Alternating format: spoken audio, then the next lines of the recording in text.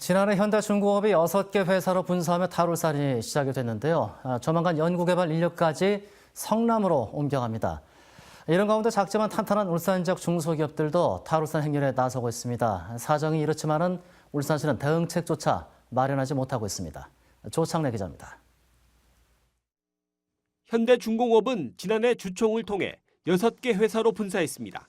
이에 따라 현대그린에너지는 충북 음성, 현대글로벌서비스는 부산, 현대일렉트릭앤에너지시스템과 현대건설기계는 경기도 성남, 현대로보틱스는 대구로 본사를 이전했습니다. 또 2달 전에는 기존 해양플랜트 사업본부에 소속돼 있던 보일러 부문을 분사해 현대중공업 파워시스템을 출범시켰는데 역시 본사는 경기도 성남시입니다. 조선 부문 사업장만 울산에 남겨졌고 수백 명의 인력이 울산을 빠져나갔습니다. 이에 대해 현대중공업은 경기도 성남시로 이전한 사업장은 본사만 옮겼을 뿐 생산 현장은 울산에 있어 인력 유출은 많지 않다고 말합니다. 그러나 오는 2020년 경기도 성남시 백현지구에 통합 R&D센터가 준공되면 추가 인력 유출이 불가피한 상황입니다. 울산 본사 중앙기술원 연구 인력 일부와 조선 설계와 기술 인력 등 수백 명이 울산을 떠날 것으로 예상됩니다. 현대중공업의 뿌리였던 울산이 단순 생산 기지로 전락하고 있는 겁니다. 그런데 이 같은 탈울산이 특정 대기업만의 문제가 아닙니다. 작지만 강한 울산 지역 중소기업들까지 탈울산 행렬에 동참하기 시작했습니다. 울주군 온산읍에 있는 현대RB는 지난 1999년 울산의 향토기업으로 출발했습니다.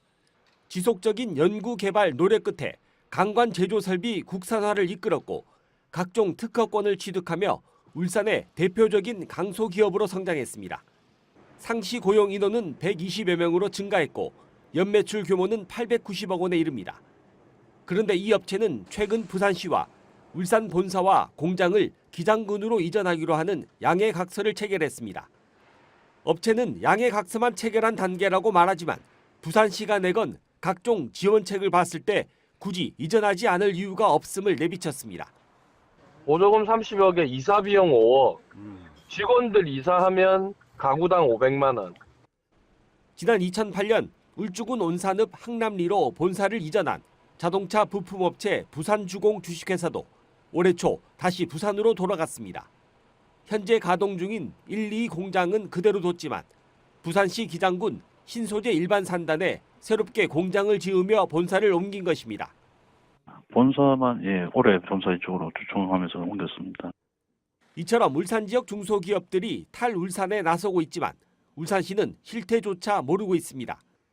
세수가 줄어들고 자칫 인구마저 빠져나갈 상황이지만 이들 기업들의 본사 이전을 막을 마땅한 유인책조차 찾지 못하고 있습니다.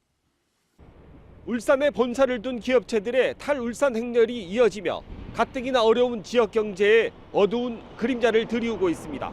MBC 뉴스 조창래입니다.